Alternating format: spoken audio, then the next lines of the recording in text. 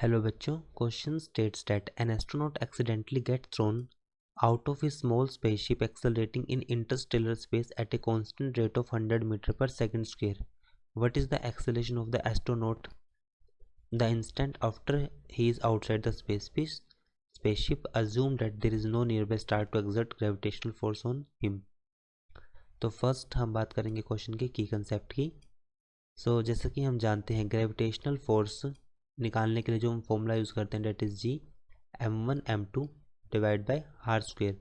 So it means जो हमारे पास gravitational force exert होगा वो हमेशा दो बॉडीज़ के बीच में होगा. हमारे पास फर्स्ट बॉडी मास m1 है, सेकंड बॉडी का मास m2 है. बट क्वेश्चन में यहाँ पर कहा गया है कि since there is no star nearby, तो यहाँ पर हम कह सकते हैं since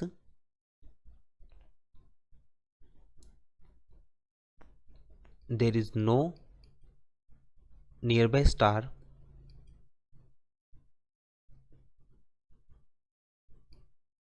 to exert gravitational force.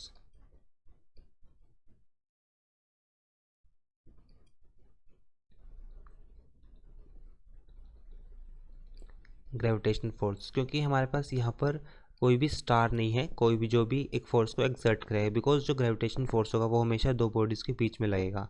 And a small spaceship exert negligible gravitational attraction. और जो हमारे पास एक जो स्मॉल स्पेसशिप है वो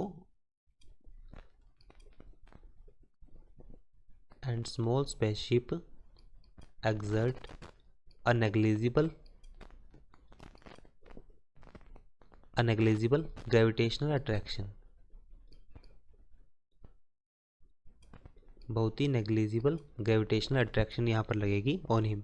the net force acting on the astronaut once he is out of the spaceship is zero.